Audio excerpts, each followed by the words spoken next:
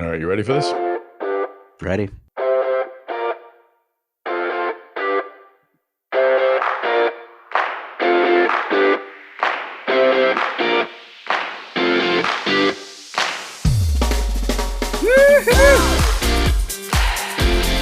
Hey everyone, this is Tom Salemi. Welcome to episode number 45 of the Device Talks Weekly Podcast. Thanks for joining us. You have in your little hands the biggest single episode of the Device Talks Weekly Podcast, extra holiday weekend sized for you. I hope you enjoy it. We have not one, not two, but three guests to hear from today. In addition to my great podcast partner, Chris Newmarker, who we'll bring on in a moment. First, you're going to hear from the legend, Dean Kamen of Deca Research and Development Corporation. Sat down with a colleague of mine, Paul Heaney. Paul is the VP and editorial director at Design World, and they host a online discussion series just like we do, just like our Device Talks Tuesdays. And Paul spoke with Dean Kamen this week. The series is called The Future of Design Engineering. And they talked about many different subjects, robotics, about Dean's career, about his work with high school students and fostering science and engineering in high schools. But one thing they talked about that I wanted to call attention to and share with you is a bit on 3D printable organs and some great work that Dean Kamen is doing with United Therapeutics. So we'll have a clip from that. And I'll have some details later on about how you can watch the entire discussion. You really should. It was a great conversation. A little later in the program, we'll hear from Todd Pope. Todd, of course, is a familiar voice. He had been CEO of Transenterix, the surgical robotics company. Now he is CEO of WellAir. WellAir has developed a handheld instant UVC service disinfection device that can kill COVID and hospital-borne infections. So we'll talk with Todd about how he came to be involved with that company, what they're going to do to get this into hospitals, and what other markets they're looking into, including schools and workplaces. So interesting new company. Just went through an acquisition, and we'll hear all about it from Todd Pope. Finally, toward the end of the program, I'll have a conversation with Joe Mullings of the Mullings Group. I'm sure many of you know Joe from his videos and posts on LinkedIn. He is a executive recruiter, one of the better known in Medtech, and certainly has built a name for himself in the media world as well with his videos and interviews. You can see him at many of the conferences with an extensive setup of cameras and lights. He's doing a great job of telling MedTech stories. We'll hear Joe's story, and we'll also hear what you can do to tell your story. So stay tuned for that. Now, before I bring in Chris Newmarker, I did want to remind you that Device Talks Tuesdays is ramping up. We will be in full swing in March. We'll start bringing you week after week of great device content. Go to devicetalks.com for more information and, of course, to register.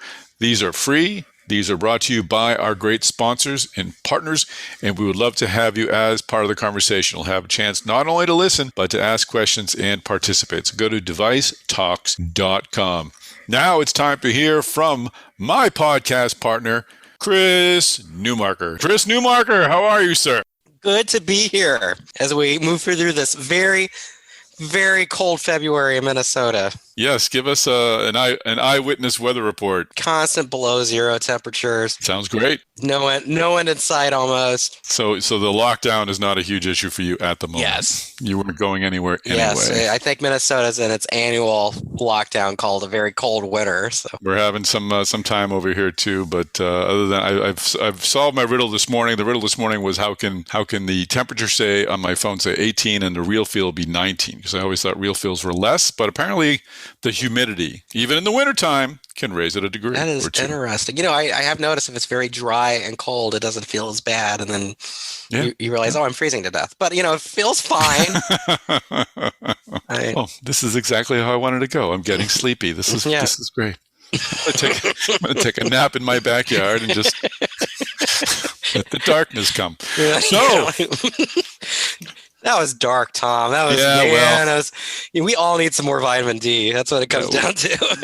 We've got a little sad going on, a little seasonal affective disorder, but we'll push through. I'm going to start writing poetry now. Yes, folks, if you start seeing the mass device stories in some kind of weird, freakish iambic pentameter, Chris has completely lost it. So. Everything on mass device from going forward will be in haiku.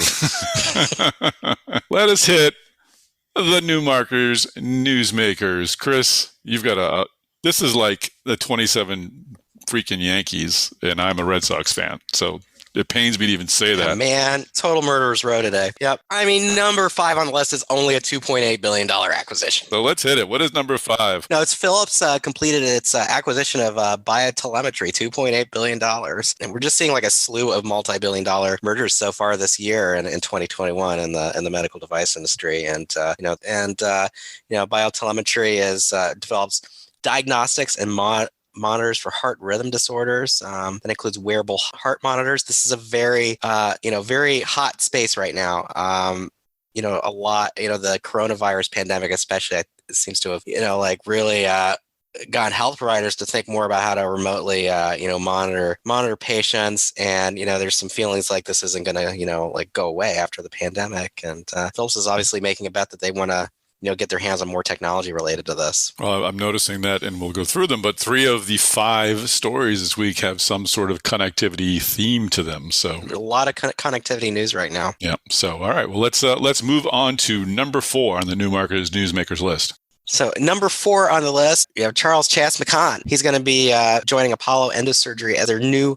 CEO effective March 1st. Apollo, they're in, kind of the gastric balloon business. McCann, he's held executive positions at Boston Scientific and J&J. So, we've got like some good, good personnel news story here, on mass device.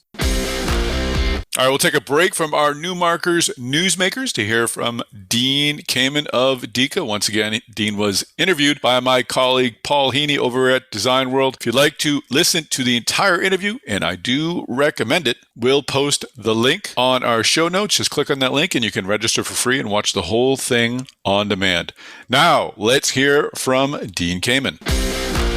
All right, we've got some good viewer questions coming in, Dean, and I know a lot of people are interested in the 3D printing organs. My colleague Leslie Lang now, she recently did a podcast with Chuck Hull, who is the CTO of 3D Systems, and they've been working with United Therapeutics on 3D printing a transplantable lung. Now, I know you've been doing some work in that area, and actually, speaking of United Therapeutics, I hear you have some significant news that came out this morning. So could you talk about that news and then let us know a little more about your efforts in 3D printing organs, which again, 5-10 years ago, I mean, I think that was science fiction. Well, that science fiction is now very, very real science, and it's kind of unbelievable. It's in that category of this only happens to Dean, that it was this morning at 6:00 before your event of this afternoon, which we wouldn't have been able to talk about it, but at 6:00 this morning, United Therapeutic announced to the world a miniature wearable piece of technology that we've developed with them over many years now to deliver one of their fantastic medications to deal with PAH, pulmonary arterial hypertension, which they created to solve a major problem. But their company was founded by Martin Rothblatt, who is nothing short of a force of nature. And in addition to working on this project with them, from the moment we met the folks, the scientists at United Therapeutics, we saw them doing all sorts of work to use the advanced capabilities in various fields of engineering to help create alternative to the biologic lung, for instance. And one of their methods of moving that forward was to 3D print the scaffold of the structure of a lung out of biologically inert materials like collagen, and then take that precise, incredibly finely defined structure that was well beyond the capacity of any normal 3D printer to come close to doing, and reinfuse into it essentially stem cells that would, in that environment, evolve into creating a fully functioning working organ, in that case, a lung. And you mentioned you did an article on one of the many, many companies that's doing 3D printing, namely 3D Systems. I'm happy to tell you that you picked a winner there, because Martine Rothblatt and the folks at United Therapeutics early on teamed up with that particular company. And just down the road, a couple of buildings down in one of my other buildings, United Therapeutics has an operation in which they have one of the most advanced 3D Systems printers, and they are producing these lungs right now. They're in development of these lungs down there, and it's unbelievable. And in the building right next door in the other direction, we have the headquarters of an organization called ARMI, ARMI. We call it ARMI with an MI because I owe it to the Department of Defense, Army, because they gave us the initial $80 million a few years ago with a mission of bring the world of advanced engineering capabilities to the world of science, the miracles in the Petri dishes around the medical schools in this country. In this Petri dish at that university, they're producing cells that'll make insulin. Hey, we can make a pancreas. In this university, they're producing cells that will purify. Hey, we can make nephrons. We can make an artificial kidney. In this one, you can poke into their Petri dish in their med school and watch electrical activity. We're making nerves. Maybe we can take the paralyzed, we can make a short circuit go away, or we can add a circuit back to somebody's spinal column and eliminate all sorts of neurological issues. But all of these major university miracles are happening at the scale of research. And none of them are going to spontaneously all by themselves jump out of those Petri dishes, develop, the smokestack industry that'll turn those few cells into a complete functioning liver or kidney or lung or pancreas. It's just not going to happen. So the Department of Defense said, hey, Dean, you're connected to the engineering community around the country, the robotics companies. Bring them together, expose them, bring them together and create a coalition with all these advanced medical facilities and figure out how to create an industry that will scale up these medical miracles into being available. I formed a 5-person board of directors to do that. And one of those 5 initial directors a few years ago when we did it was Martine Rothblatt of United Therapeutics. Another was, by the way, the founder of Boston Scientific. Another was the president of WPI, the university. Another was the chairman and CEO of Rockwell Automation. I wanted industry people. I wanted medical people. I wanted university people. I wanted visionaries and entrepreneurs like Martine. So they're headquartered next door. And even though it's only a couple of years old now, it took me 30 years to get up to 3,700 corporate sponsors for our first robotics in this giant coalition, not-for-profit, volunteer-driven organization. But in a couple of years, we've pretty much picked up every major med school in the country and every major company, whether they're big pharma or entrepreneurial companies that want to create engineering solutions to these organ shortages. But Little Army now, in a couple of years, has now got 170 members. It's gotten funding and more funding from Health and Human Services and even more new funding from Department of Defense and a lot of these big companies, including, of course, as I said, United Therapeutics. So you hit a magic chord when you said, hey, 3D printing, 3D Systems, 3D printing, United Therapeutics, 3D printing, going one direction, and we've got Army, advanced, and we call it, as I said, Army, ARMI, Advanced Regenerative Manufacturing Institute. Just like FIRST is a set of letters that mean something, Army is about advanced regenerative manufacturing. And we think Silicon Valley will be on the West Coast for a long time to come. We want to be Carbon Valley. On the East Coast, we want this little mill yard we're in to do for organ manufacturing what bringing together all the skill sets on the West Coast did to create the semiconductor industry that gave us a digital world that changed the way we live. If we can create the ability to quickly start manufacturing replacement human organs, the impact of that on quality of life, cost of healthcare will transform what most people are worried about in terms of the future of healthcare in this country. You took the word out of my mouth. I was going to say that would be transformative for the human race, Dean. What would you say is the biggest challenge you're running into right now that to stop us from having a manufacturing line spitting out lungs every 2 minutes? So that's a really, really good question. Everybody involved in Army that's deeply and frenetically working at the piece that's not quite there yet, everybody would tell you the hardest part is the one that they're having trouble with. But there's some of the biology that those biology folks, and I'm no biologist, don't really understand. Why did these cells take this turn and not that turn? Why did they differentiate themselves in a way that we don't like? It almost got there, but it took the wrong turn. The folks making sensors say, we know how to sense pressure and pH, but we can't sense certain things at a biological level that matter. Others will say, we don't even know what matters. What do we have to measure and what are we looking for? And the 3D printing, can it do it at scale? Can it do it fast enough? Can it do it with enough precision? Do we have the right materials?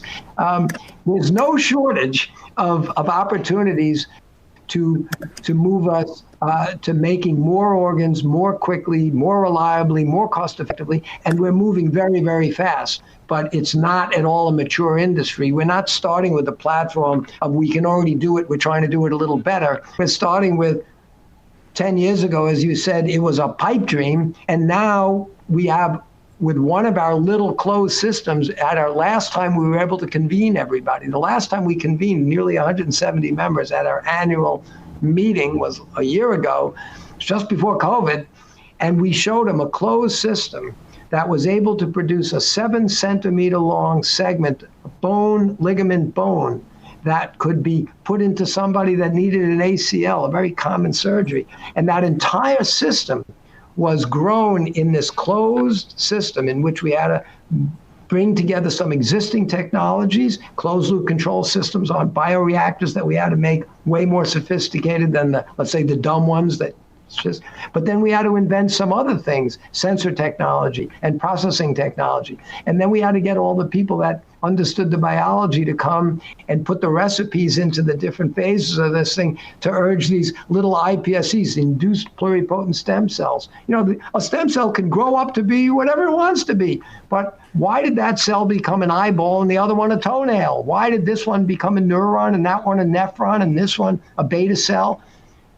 There are some biology folks that have pretty damn good answers to those things, and they are now part of the team that's helping the engineers orchestrate all these different pieces so that we can credibly, and relatively soon, credibly say, we're going to be able to take the next closed system. We think by next year, we're going to have one of those systems sitting in that next building that will be making miniature, little, functioning, beating hearts of the size of a pediatric heart.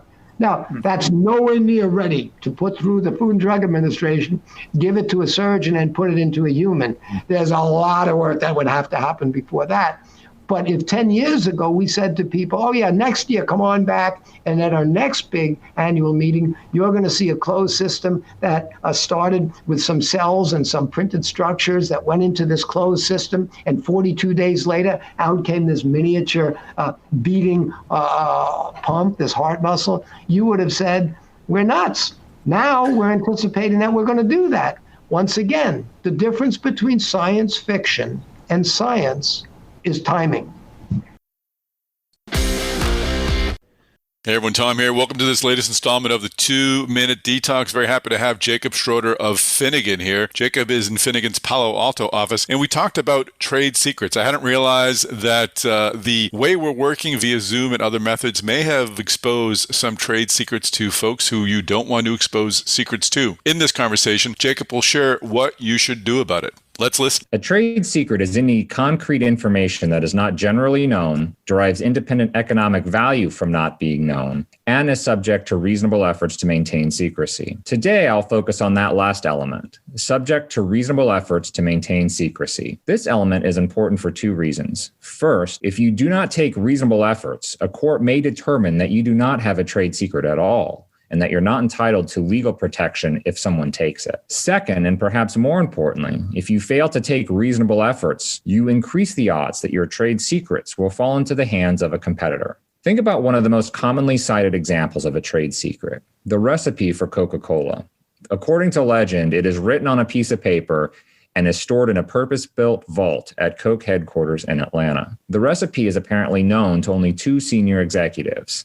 Now, nobody would question that Coke has taken reasonable efforts to maintain the secrecy of that recipe. Now let's pivot to our industry, Medtech. In an effort to stay open and operating during the pandemic, many companies have had to quickly position themselves to support 100% remote work, meaning many of your company's most confidential secrets, source code, schematics, competitive intelligence gathering, are accessible from anywhere. And with virtual meetings, many of your company's meetings are now potentially open for unseen eavesdroppers, whether by sophisticated hackers, inadequate restrictions being placed on the meeting or its recording, or simply to family members in your employees' houses. Now that we have caught our stride in managing remote work, I'd like to encourage each of you to think about any risks to your company's trade secrets given the recent expansion of remote access to your company's information and daily operations. Specifically, are your trade secrets still subject to reasonable efforts to maintain secrecy? It is easy to have blind spots when it comes to this type of critical assessment,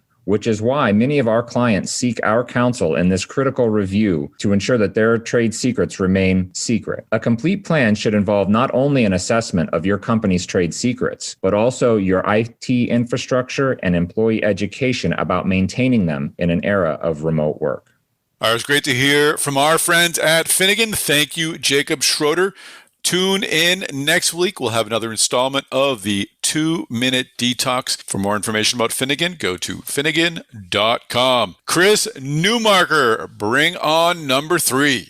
All right, so number 3 on the list is we've got Medtronic is touting a newborn study that involved its Nellcore pulse oximetry tech, and they're kind of like promoting the study, saying that it's showing that this technology is really competitive against what Masimo is offering. The study results showed that here's what Medtronic is claiming. They're saying that 60 newborns presented a stable signal with the Nellcore device, while only 55 newborns present a stable signal with the Masimo pulse oximeter. So looks like we got some competition going on in the neonatal pulse oximetry space.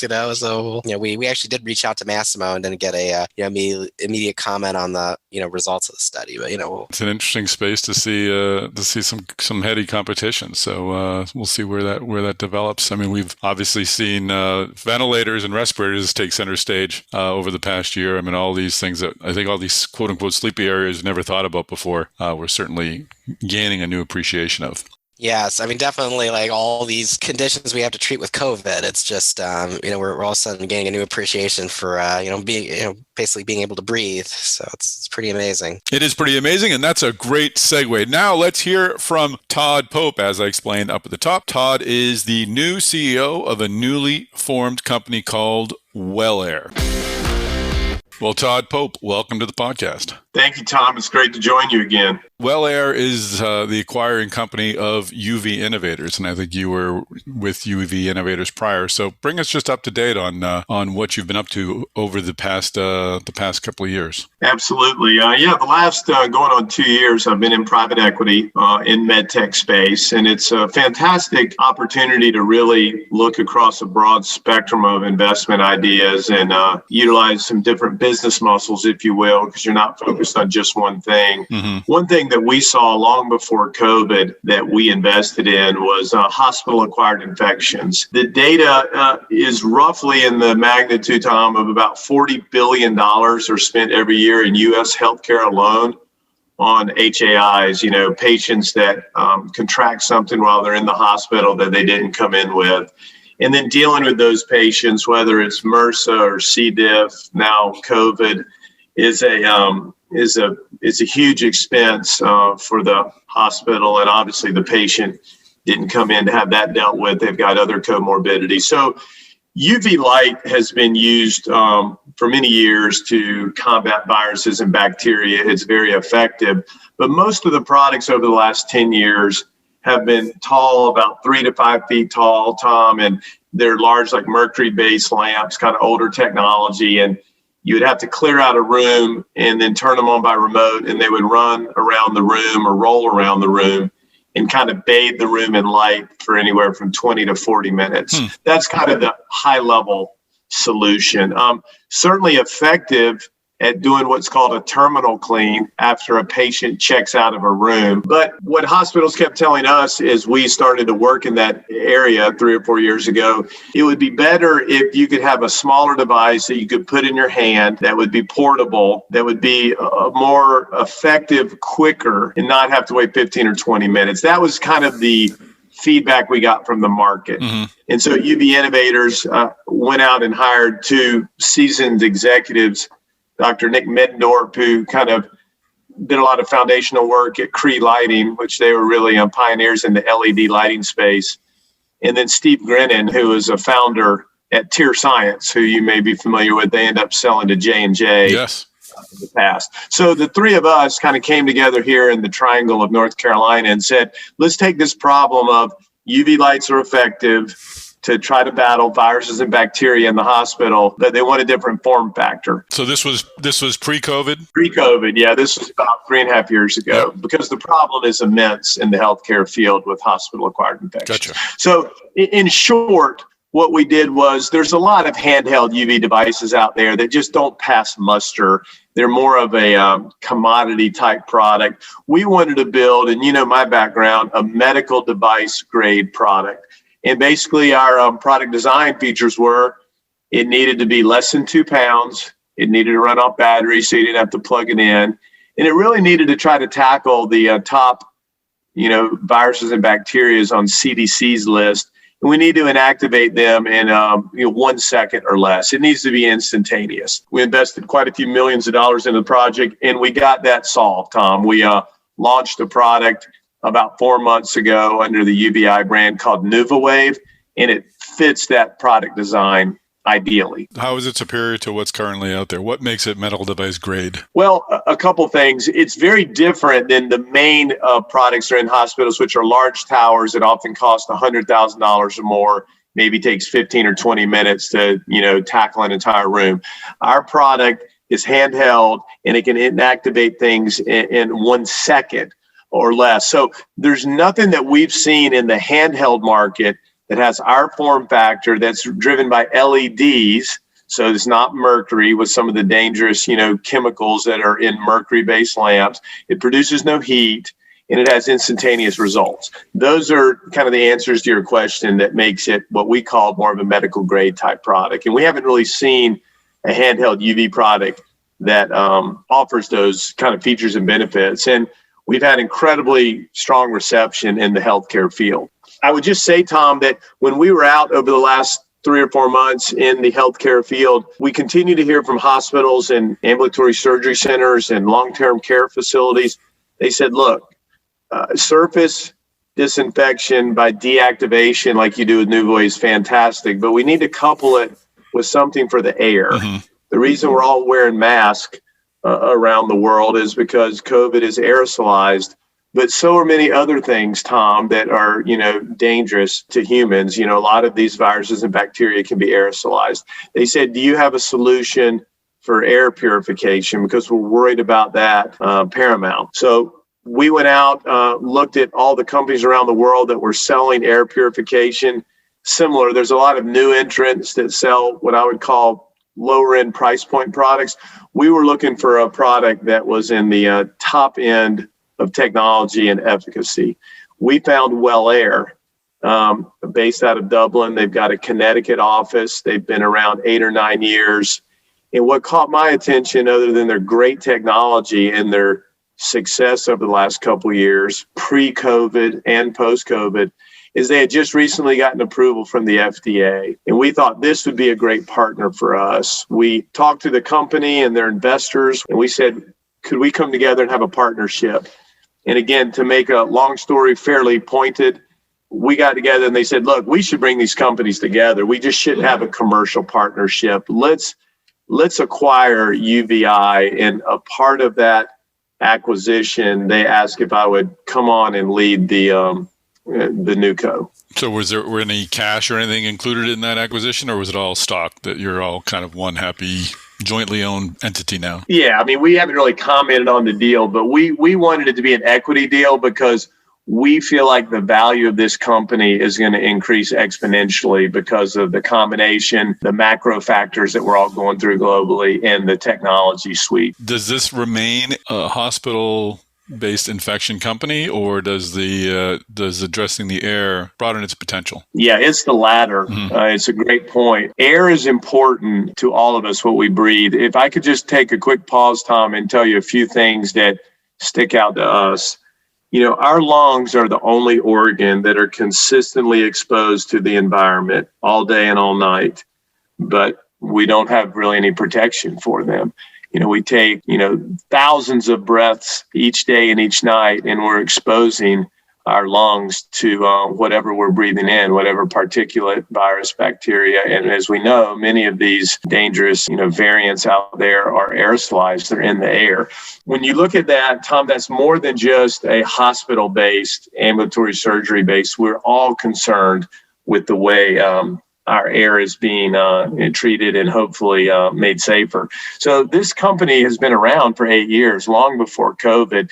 Well Air has technology on the plasma side under the Plasma Air brand that can go into ducts to ductwork of larger hospitals, larger buildings, plants, commercial, all the way down to residential. So we have a in-duct system, and we also have a stand-up system under the Noveris brand that can go in hospital rooms, ORs, but it can just as easily go into an office, a sports locker room, commercial real estate applications. So the answer to your question is yes. We are leading with healthcare, but we're broadening out to many other verticals because of the technology's acceptance. So I'm on Amazon right now. I'm looking for room air purifiers, room air cleaners. I mean, there's 1,000 of them out there. What is unique about this? That's a great point. I mean, first of all, our FDA approval separates us out from the vast majority of players that are trying to capitalize on the space. Secondly, you hear a lot about HEPA filters and MERS filters, and it's great to have a tightly woven fabric filter that catches particulates. But I make the analogy, in our home, when you finally get around to changing those filters and you're always amazed at how much dust and dirt are on them, and you have to carefully carry them out to change them. Mm-hmm. Imagine a HEPA filter, changing that out, and that filter is simply catching the SARS-2 COVID virus or anything else in the air. It really just colonizes them in the filter. What we like to talk about is our nanostrike technology that's inside our Noveris product. It actually has plasma-based energy that eradicates those viruses and bacteria as soon as the air is pulled across these coils. So you don't have to worry about capturing live virus. You're immediately deactivating it, at the nano level. So it's much more than a filtration technology. It's making sure that the air that comes through there is clean and pure compared to what came in. So those two things are what separate us out from almost every other technology that you could find out there. So what is the next step? How are you addressing the healthcare market? Is that where you're going to go first? Yeah, well, the thing that most people don't realize about this company is we're private, so we don't disclose our financials, but the company has very strong revenue growth over the last year or two. So this is not a startup. This is a company that is got a very strong commercial engine. We have placed over 50,000 units around the world, Tom. So the technology has been well accepted prior to COVID. And you can imagine, really on an accelerated run rate now. So none of this is what we'll talk about is first, but what we're going to focus on is definitely healthcare, both in the U.S. with our FDA approval and around the world, our continued focus on healthcare. And then we're also going to be looking outside in commercial and even some, residential applications. So the technology is going to be a little bit unique from a healthcare company because, look, clean air is healthcare, right? Tom, I think you and I are used to companies that define healthcare as like you're selling something to the hospital, maybe to the surgery center. We're going to do that, but our technology has reach across many other verticals, and we're headlong into doing that right now. And final question, what's the price point? Are you going to be able to, is this something that schools could look at, homes, as you mentioned, homes? I mean, is it something that's going to be affordable? Yes, we have thousands of schools that are utilizing the technology. And as we're seeing, just like we're seeing here in the U.S. with the CARES Act and other, programs, governments around the world are focused on providing an influx of capital to make sure people can safely get back to normal. So we are going to have price points down from the, just under $1,000 range all the way up to a $10,000 device. And a lot of the price range, Tom, depends on how big the room is and how much air we want to turn over through the system. And so we have quite a few different SKUs that can address multiple size rooms and multiple different verticals. So we're certainly excited about that. We've had upwards of 30 different studies done by NASA and others. So we've got great clinical data. And as I said, we've got incredible number of very satisfied, customers, patients, clients around the world in a lot of different verticals. We're just going to we're just going to put the accelerator down now for sure. And I think me being brought in, we've had a fantastic leader in Kevin Devlin over in Europe. Kevin's going to stay with the company and continue to work with me and the company. He's done a great job. My experience in healthcare, I think it's just to really accentuate, the kind of focus that we're going to put on the company from a commercial standpoint. Just to circle back on healthcare, and then we'll wrap up. What is it that you're offering hospitals? What is the value add for them? Are they getting things cleaner? Are they turning rooms around more quickly? What is your selling point? It's a great point. Right now, they're struggling. They feel like they're probably using too many chemicals because that's kind of the easy button to use more and more chemicals.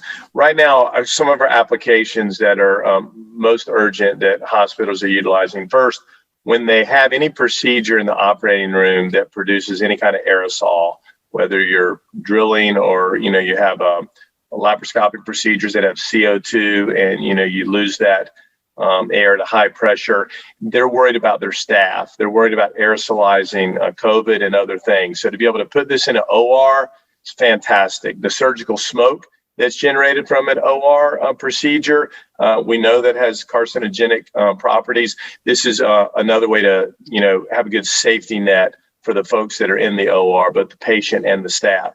Next, they're taking it where people are positive for COVID. We know when people are positive for COVID, there's no reason to wait 5 or 6 or 7 days for them to check out of the hospital. Hospitals are putting these right into the room where people have COVID, and they have to use an incredible amount of PPE. This gives them the peace of mind and the data is behind it that they're going to be able to provide a safer, cleaner environment for the staff coming in and out. So not hopefully as much PPE usage. And then anything that they're triaging patients, Tom, the ER. How do we know what people have when they come in the ER? To be able to have an ER that's turning over air through this Noveris device gives them great comfort, and they can be much more efficient with, processing a patient. So, time, the way they spend on PPE, their chemical budget has gone through the roof. Chemicals are, hard on surfaces. They really can't be used effectively on anything other than a hard, non-porous surface. And there's many other things like a curtain in a room or whatnot that, you need to be able to protect. So we really are just providing much more of a inclusive solution than they're having to resort to today. And we're getting great reception at the healthcare level. Excellent. Well, it sounds like an important company. I look forward to tracking its progress. Todd Pope, thanks for joining us on the podcast. Thank you very much. All right, it was great to hear from Todd Pope. Chris Newmarker, now it's time to bring us home. What is number 2 on the list of Newmarker's news makers? Hey, number 2, our associate editor Sean Hooley interviewed Mike Coyle, who recently left Medtronic after years there to take over as CEO of iRythm, and just a really good interview, good insights on on why he's excited about this company and why he left Medtronic to run it. I mean, they're in this very cool space right now of companies that are coming out with alternatives to those old school Holter monitors that they used to, send people that they've, sent people home with, when they're trying to monitor whether they have a heart arrhythmia. And iRythm has a device that's a much lower profile, can monitor somebody for a much longer period of time, especially after the COVID pandemic. I mean, it looks like the demand for these things are going up. We've heard from analysts who've said that, this is a space definitely to watch. Absolutely. No, iRhythm's a great company. We definitely love to get Mike Coyle on the podcast sometime. And it kind of goes back to our science is the difference between science fiction and science being just a matter of timing, because these are all things that 10 years ago, 15 years ago, you and I would have just dreamed of. And now we're actually seeing things like iRythm come to pass. Exactly. And the number one item, I think, is another one of these instances where I'm excited to see where sensor technologies will take us over the next decade. It's going to be really something to go. So bring us into number one, Chris. Oh, number one, and we're talking right now on Thursday, and this just posted on Mass Device and Medical Design Outsourcing. But I had an interview with Dr. Bill Hunter, who's the CEO of Canary Medical. This is a startup based in British Columbia that's working closely with Zimmer Biomet on the smart knee implant that Zimmer Biomet is expected to launch later this year. And frankly, this is really cool technology. I mean, it's this is basically a sensor that is the size of a AAA battery that they can fit inside the tibial extension of a knee implant, and this thing just regularly broadcasts data on all kinds of useful things for the doctors. I mean, not just steps, but gait, balance, and it's and the other good thing too that just really struck me about this technology was that every time I go to a conference and they talk about digital health technology, they say the less that the people who are using it have to do with it, the better. I mean, think about all the my Fitbit. I only use half the time because the battery runs out and I need to charge it. This device, I mean, it's in your knee. It's got a pacemaker battery that could last for up to 20 years. It's just going to broadcast this data, and all you have to do is have this home hub that's plugged into plugged in at your house. That's just going to wow, consistently upload this data without you doing anything. And the hope is that eventually, you could use AI and your doctor could contact you and tell you that you've got a knee infection before you have a knee implant infection, or it could tell you that you're having a problem with the implant before that you're having a problem with the implant. And once again, that's a great top 5. I think we hit upon several big stories there. Any one of them could have been number one in a usual week. So keep the good stories coming, folks. You can find all of this on Mass Device. If you were checking out Mass Device, you would have read all these stories already, and you wouldn't need to be listening to this foolish podcast. But we're glad you're here. We're glad you're spending time with us. But yeah, subscribe to the Mass Device newsletter. I mean, you don't miss out on this stuff. Yes, don't miss out. Please do subscribe to our Mass Device and MDO newsletters. Now it's time to bring in Joe Mullings. As I mentioned at the top of the podcast, Joe is an executive recruiter extraordinaire. He's been in the business for a very long time, has a lot of thoughts and interesting observations about our industry. Let's listen. Well, Joe Mullings, welcome to the podcast. Good to be here. Thanks for having me on. It's amazing that we haven't talked in the past, even just bumped into each other here and there. I have seen you at conferences. It's hard to miss the lights and the cameras and all the action going on your sites. It's really an impressive operation. So I want to get into that, obviously, in the middle of this conversation. But I like to start these talks just figuring out how people found their way into this very cool industry of ours. You are an engineer by education. Were you working as an engineer at one point? Yep. I did about 3 years as an engineer. I started out at a University of Dayton, Ohio, a mechanical engineer, and I worked for a company called Loral Fairchild back in Syosset, New York, and Long Island. Electro-optics and primarily target acquisition systems, heads-up displays that you see in the front of a jet through the windscreen.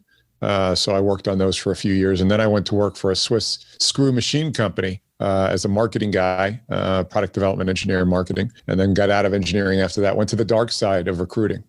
I love talking about these transitions. What happened? Why did you decide not to be an engineer anymore? Yeah, well, I still am an engineer. It's like when you tell somebody they were in the Marines, no, they're always a Marine, right? So I'm always an engineer. I look at everything like an engineer. I have designed my businesses like an engineer. My workflow in our organization, I look at raw materials, cost of goods, workflow, engineering change notices, like if I'm going to change one process to another.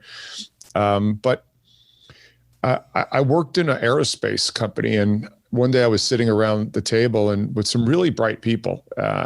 And the head of engineering was there, and he was half miserable in his job. And I was like, gosh, if that's the bar that's set that I have to hit, I'm not sure that's what I want to aspire to. No, I didn't know the startup world at the time.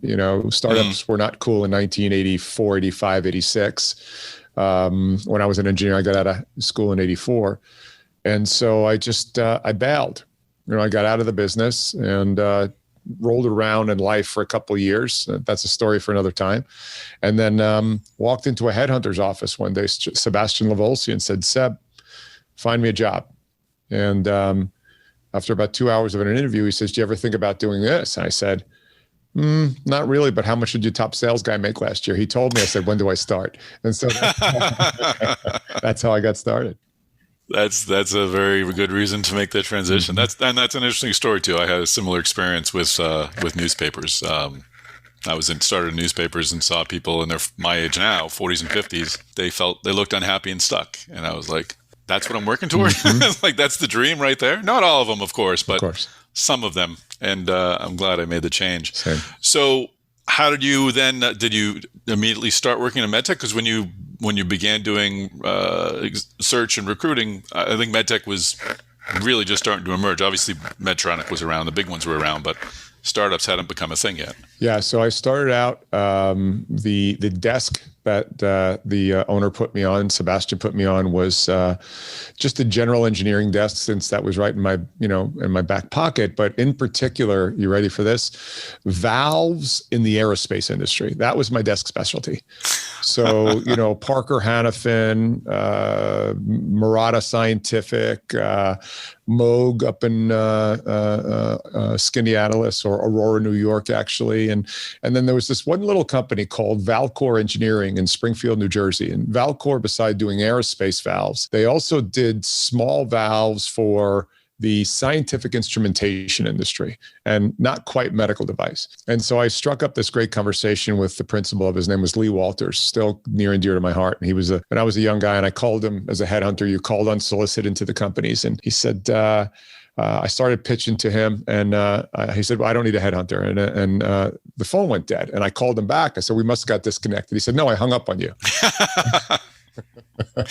And I stayed on the phone with him, or I kept him on the phone, and he gave me my first opening. It was like this slot that he couldn't fill in Valcor Scientific, was these little micrometering valves. He said, if you can fill this, we'll see what happens. And, worked my tail off, filled it.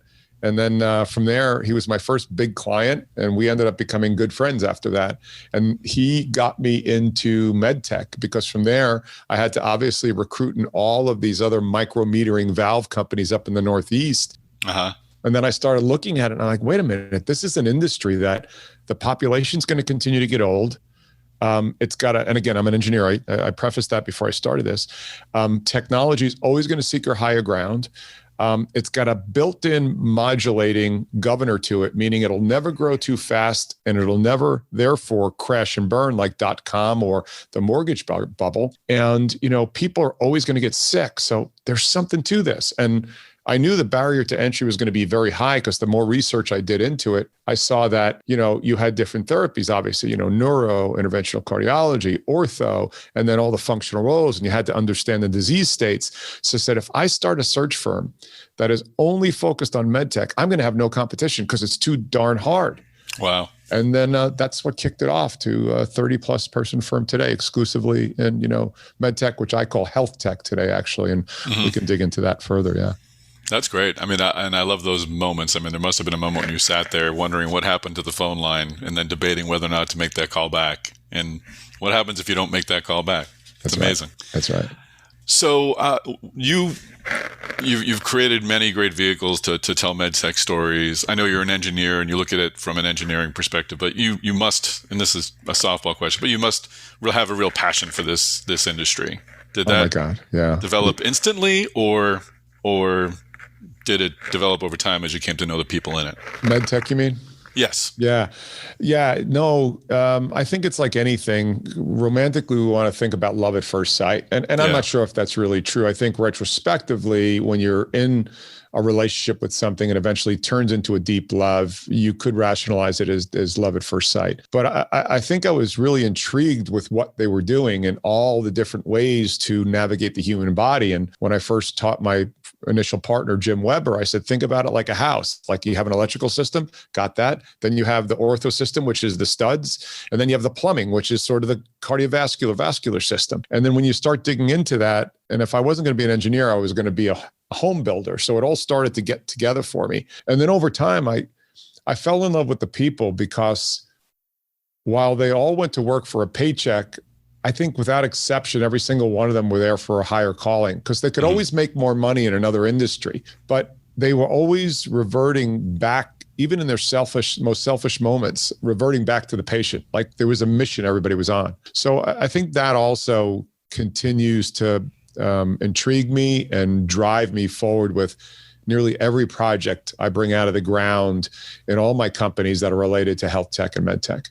That's really well said. Let's talk a bit about sort of the state of the medtech job market in terms of how has it been changed, or has it been changed by the last year and a half by the pandemic? And are the changes lasting, or are they fleeting? Yeah, great question. Yeah, no, they're here to look. I think there was a movement towards certain behaviors that clearly were accelerated with the situation we're in right now with the pandemic. I had gone on the record years ago that I think the salesperson in medtech was going to be compromised sooner than later. I had talked about it, put out a big article about 3 years ago. I got a lot of heat on about being Amazoned out of the business, especially in the commodity type businesses. It just didn't make sense for the cost that healthcare was incurring in the United States, 18% of our GDP. So, ultimately you were going to be able to Amazon your medical, your consumable medical devices for the most part. And if you weren't adding tremendous clinical value at the bedside or to the clinician, you were going to be compromised. So I think that's been accelerated. I think the virtual engagement now and not being able to walk into ORs or ICUs, CCUs, cath labs even, that's going to declare itself differently. So the sales function and how we interact with the point of sale, I think is going to change. So that's one. The acceleration of virtual, I think, in fact, Massachusetts is the first state for reimbursement, not surprised, on the virtual engagement with the clinician, physician, your doctor. That's changing dramatically. You've got Proximy and you've got Livongo, Joe DeVivo brought his organization bought by them, In Touch, and then Avail Med Systems. You've got this virtual engagement, this peer-to-peer network going on right now virtually. That is going to dramatically change how the medtech industry is going to sell, demo, install. I was just at Transenterix last week up in North Carolina. Anthony is doing unbelievable things with them. Keep your eyes on them. But they, because they were installing a robot in Japan, I think it was, had to build a system on site to install the robot. Now they've got an entire product line that allows them virtually to proctor and install their robot. Corindus did it, I think also in Asia. Doug Teeney and his team installed a full Corindus platform without ever stepping foot. Wow. So I think that's going to change the landscape a lot. And then the patient-empowered health, I think finally the public, and it'll be a certain demographic, psychographic, I think the public now is pushing into managing their own health rather than being pulled into health by disease. So I think this pandemic has made a sensitivity around how fragile we all are. And you're going to start to see passive patient monitoring, which are going to be intelligent consumer devices. now start to creep into our lives, whether it's an intelligent toilet bowl or an intelligent toothbrush, on the toilet bowl, the gut biome, and the toothbrush, gum health tied directly to cardiovascular disease, to passive patient monitoring. And then services will now come around the aggregation of that data. And I wrote about this last week, where you may take a 23andMe-like test, see what you're predisposed for. And, genetics loads the gun, lifestyle and environment fire it. And so now you're going to start to see people really taking ownership of their health and preemptively getting ahead of what they're predisposed for. And you're going to see MedTech lean into that. Keep in mind, Johnson & Johnson's a consumer products company. Don't count them out into maybe being the first into the intelligent consumer devices, because they, out of all the MedTech giants, are the real consumer products company.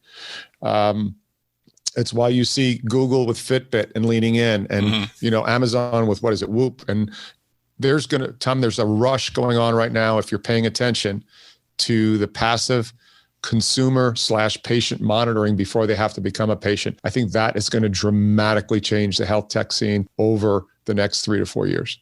Yeah, and I know Collar, the bathroom company, the faucet company, has their own MedTech unit now that they're building. Best Buy.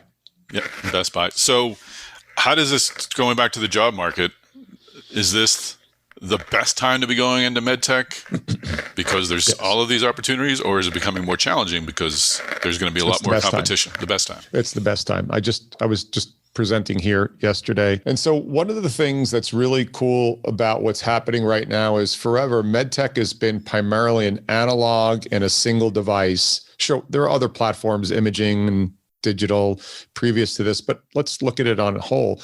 It's been a catheter, or it's been an endolapro device, but it's been a non-connected, single-use device that basically you got your use out of it and you were done. And there weren't a lot of software engineers in MedTech and contextual relative terms. And there weren't a lot of advanced EE firmware system level people. It was primarily a mechanical, manufacturing, operations, quality, brilliant people. But now what you've got is, because it hasn't been a native digital play, you've got all this other great talent, these people who don't want to work on drones anymore. They want to make a robot or a digital system that's going to save their grandmother, right? As we started out our conversation, there are people who want to aspire more than keeping somebody on a browser for 42 more seconds. And I think they're all going to start to rush in. And what does that mean? That means that the product development platforms are going to start to expand dramatically. And we're going to be hiring more people that we never considered before, because MedTech's been a closed ecosystem from a talent perspective. If you weren't in MedTech before and you tried to break into it 10 years into your career, even from military or DoD work, it was really hard unless you were like in image processing, or you were in some advanced data, well, not even data analytics. So I think what you're going to see now is people are going to get out of college and know it's cool to go be an engineer or a marketing person in health tech. And you're going to see me stop using it as MedTech. It's going to be cool, because look who just saved the world. Yeah, that's an awesome point. And there's no reason we can't have the cachet that went with, I'm going to work at Google, or I'm going to work at Amazon. Look who just saved the world, man. Scientists and engineers. Yep, that's right. Great point. So then, people who are looking to get jobs, to find new jobs, to find better jobs, I know you're a big proponent of building brand, and I think you've moved on beyond using the brand term to subject expert.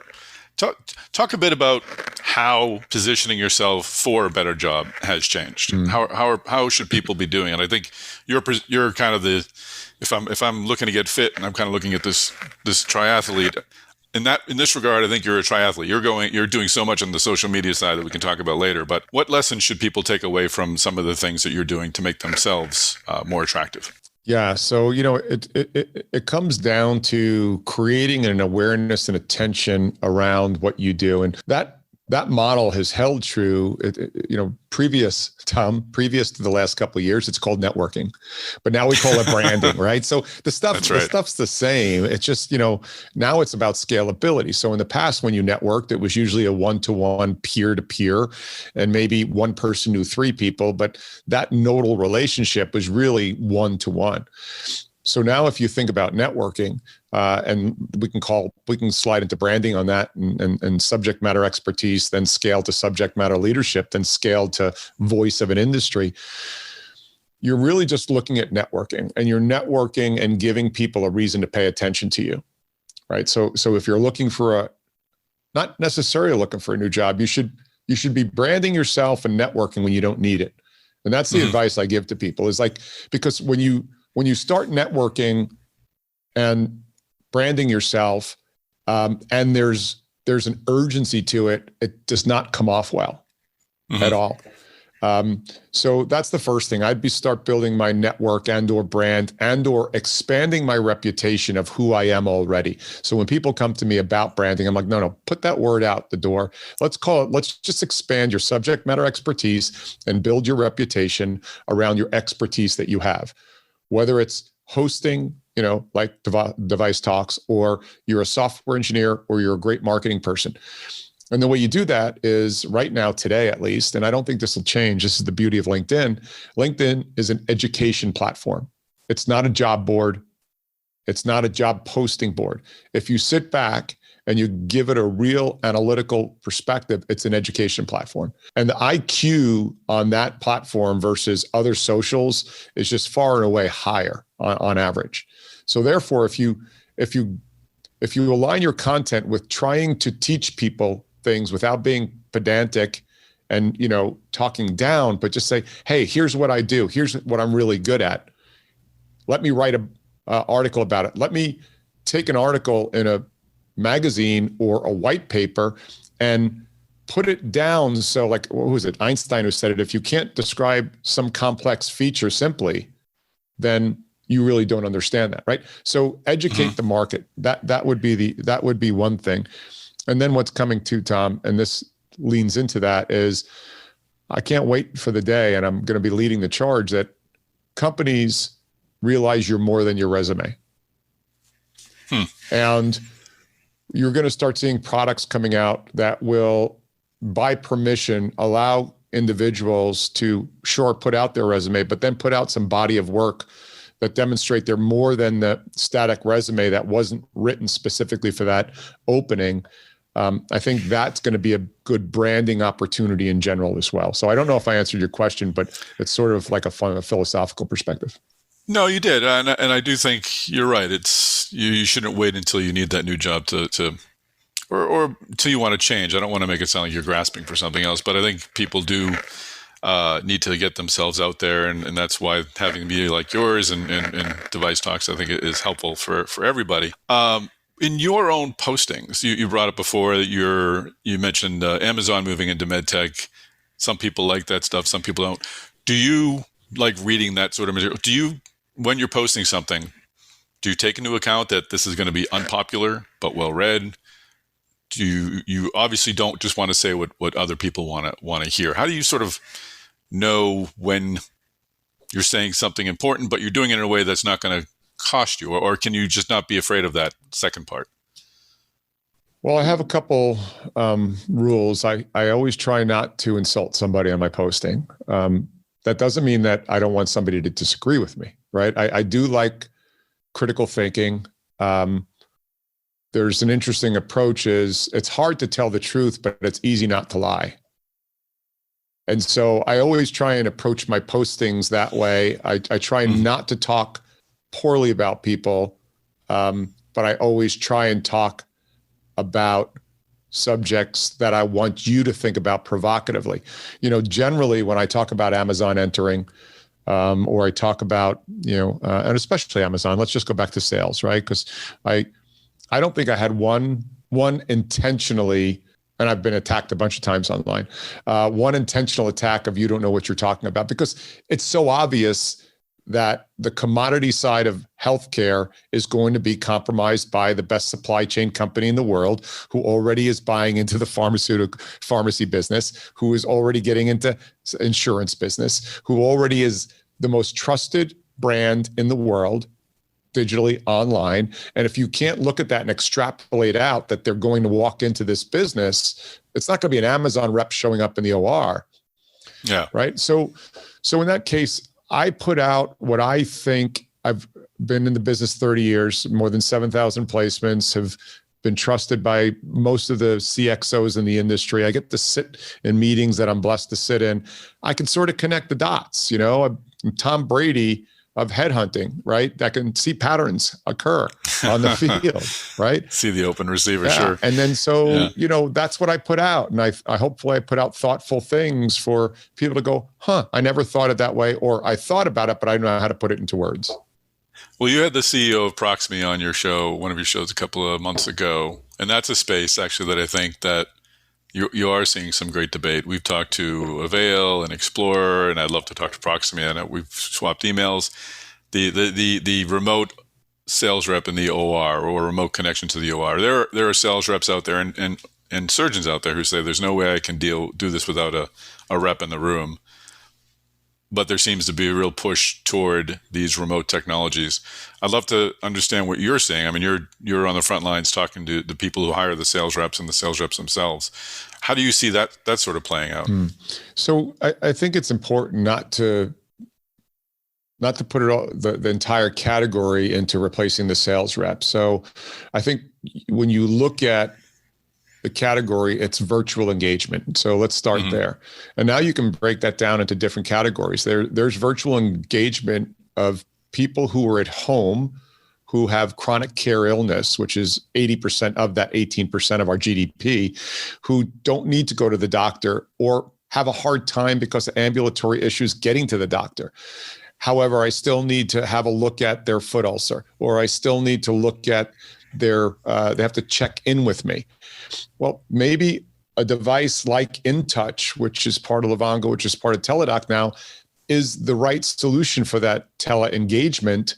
And it's a different platform than a Proximie, which is maybe a little bit more about peer-to-peer scrubbing, maybe more about education, maybe more about demo, or listen, not every interaction from a clinician's perspective is a critical interaction. But what if I could increase my adoptability and usability of a relatively new product, and I'm there on call as needed, right? Because economically, it does not make sense to put a $400,000 a year rep out to make 3 calls a day to lean in. That's an antiquated system based on an analog approach. Should that disappear? No. But I think we should have a tiered system of engagement and support on behalf of the patient, not the doctor, on behalf of the patient in this ecosystem. So, Avail is one platform, Proximie is another, InTouch with Joe is another. I think they all have a space, and there's room for all of them in there because they're sort of solving different problems to keep access high, cost low, outcomes amazing. And that's how you have to look at your health tech moving forward. Just focusing one more question on recruiting and the job market, because I want to get into your portfolio. But last year, after the killing of George Floyd, many medtech CEOs stood up and made statements and made promises to deliver diversity and to make changes. Some were already doing that. Many were already doing that, to be fair. What's happened over the last 10 months? Do you see a palpable move toward making our medtech workforce look more like the general population? That's a tough one. This is, I had Kwame Ulmer on when we had, the last AdvaMed in Boston. He's one of the founders of Medtech Color. We're also a big supporter, a platinum supporter of Medtech Color. So I, like all Medtech companies, are supportive of inclusivity. Yeah, that's critically important. I think there's a ton more work to do there on that inclusivity.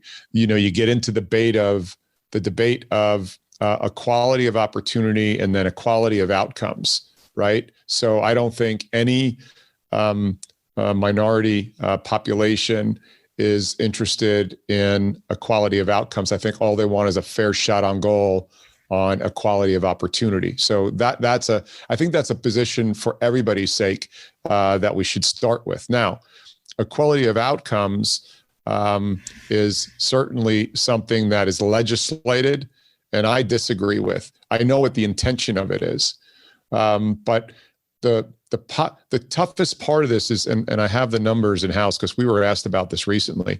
When we broke down the 350 searches we did last year successfully, I think more than 30% of them were female, right? I think less than 8% were people of color, right? But that indexes, if you go to the professional ranks and above, right, 4-year degree and above, that index is higher than the population of the industry. The challenge is, if we go down to just, people of color, the challenge is, there's just not the population pool to pull from. So you're putting a major ask on the executives who want to make sure that there's an equality of opportunity on the table. Yet there is a very small population to pull from pre-existing experience in medtech. First of all, think about that. You've been around this industry for a long time. And then it's never been the coolest industry to go into. And I know there's an aggressive push at the university level to get into that, right? So you've already got a constrained pipeline of candidates to go after. And we're not the only industry that is looking for, inclusivity and equality. Right. And so if we're not the coolest industry to go into, and there's an incentive for the banking industry and other high-tech industries to go after that, diversity and underrepresented population, then we're competing in an area that we've got to figure out another way to accommodate, creating that opportunity for the less privileged population. So it's a tough one, man. It's a really, really tough one.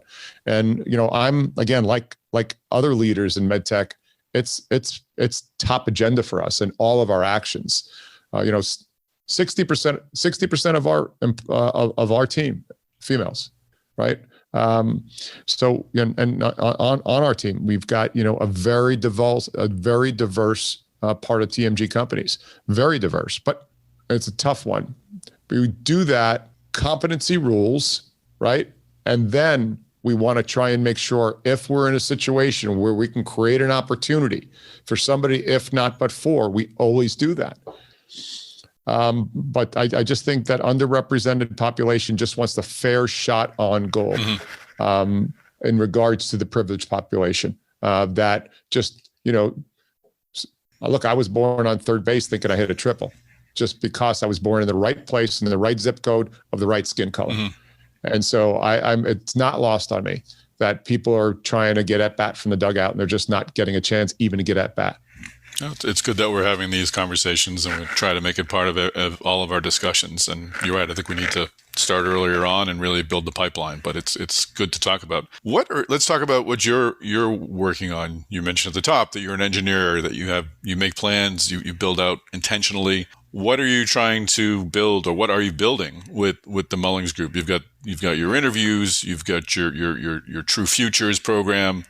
Tell us a bit about your portfolio and where are you working? What are you working toward? Yeah, thanks for that opportunity. So, TMG Search started 30 years ago. It was just my 30th anniversary in the middle of January. That was cool. I broke out some original notes and posted them online. I think it's got over 150 or 200,000 views now. And it's eerie because it's very close to who we are today. So I think that's just a little lucky, right? Like bell bottoms come back around, might have changed a bit over the years. So that's going really well. We more than 7,000 successful searches. I think we're at least 3.5 to 4 times successful in those numbers than any competitor near us. So we've been blessed that way and worked hard too with a great team. We've got True Future, which is a docuseries. We were in our 4th season now. We've been around the country. We've been to Israel. We've been to Germany. We've been to the UK, highlighting the amazing people, technologies, and cultures that make up our medtech, health tech industry. That's going extraordinarily well. So think of Anthony Bourdain traveling the world, sitting with cool people. I get to play that role. Only we're sitting in cafes and beaches in Israel and Tel Aviv, talking about the tech and what these great people are bringing to the market. So that's one. And then TMG 360, we just launched that this year. And that is intended to be directed at the emerging tech companies in the health tech world that are underrepresented in the industry because there are no other outlets that are either tuned into this heavy digital push moving forward, meaning imaging, navigation, robotics, AI, VR, and which is a decent part of our search business core base, but also telling the stories about these entrepreneurs and getting in deep and offering them a multi-modality level as they look for financing or they look for JVs or they look for clinical trial recruitment. And we're highlighting them and working with them. And then we're also helping them build their brands. So we're coming in and giving them guidance on how to get awareness and attention online, on how to tell their story, on how to have world-class content development that we can facilitate through Dragonfly Stories, our full media company. And I think we've got our first 6 customers as soon as we opened our doors, which is great. Wow. So are you a media, is 360 a media company or it's not a marketing firm or a PR effort? We call it a communications company. Interestingly enough, it's out in the public domain. So Christy Kennedy, who was with Medtech Strategist, came over, and she's a COO there. Kayleen, who also came over from Medtech Strategist, was one of the, I think, senior editors there. She's here as a vice president. So I know them people. Both well. So, they're excellent people.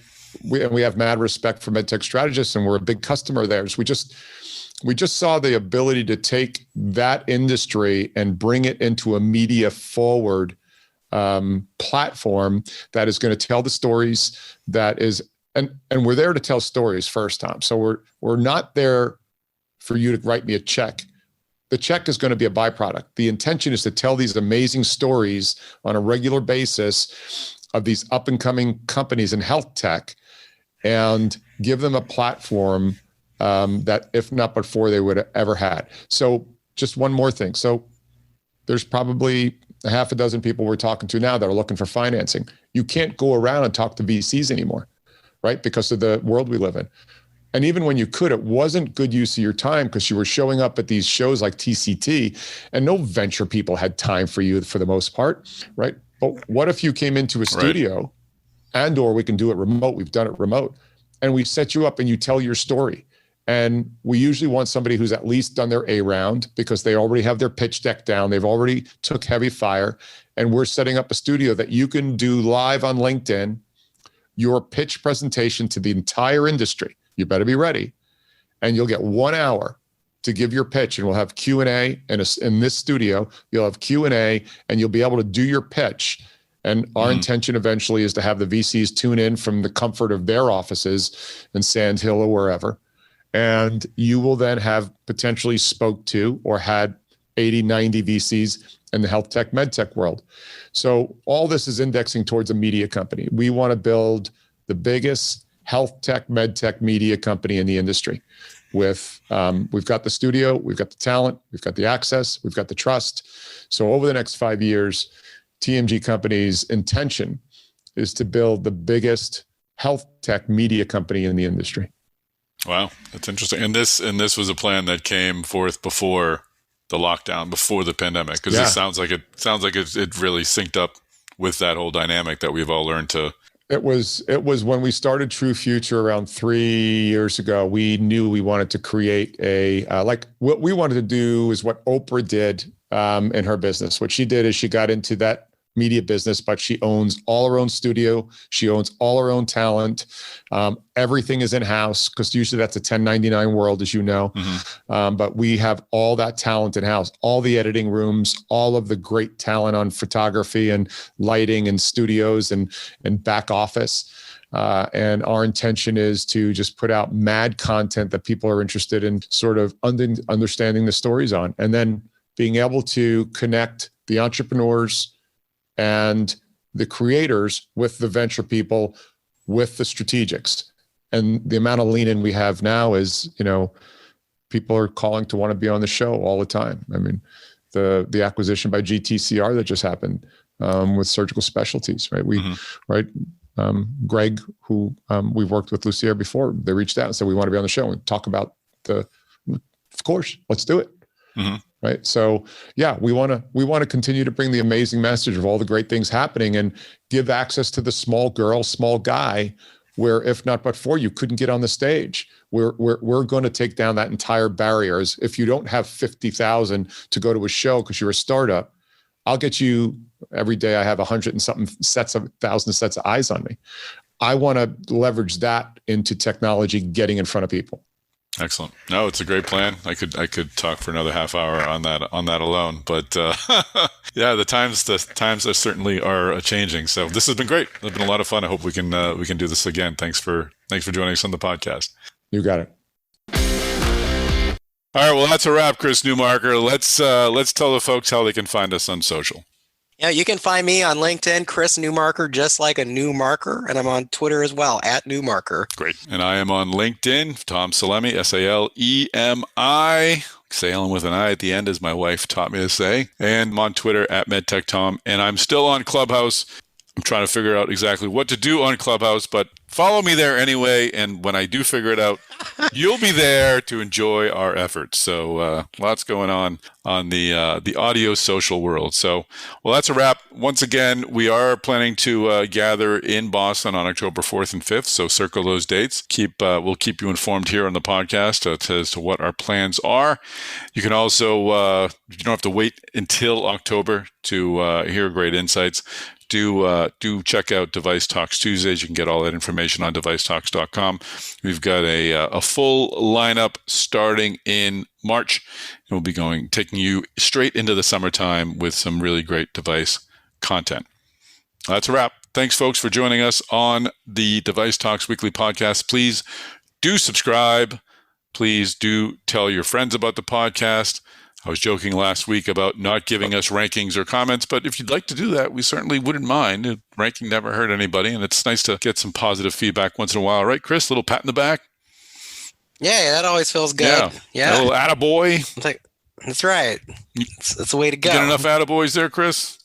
Oh, yeah, I feel good. Yeah, I'm confident. Good. Attaboy. I've got to thanks, Tom.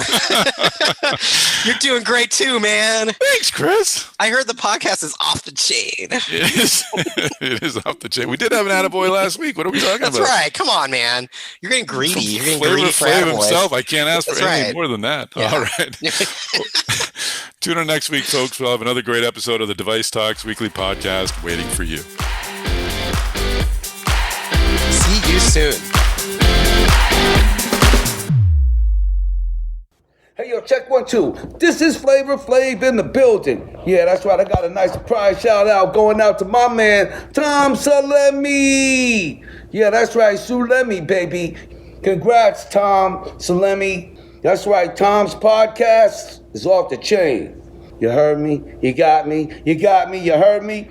Flavor Flav in the building.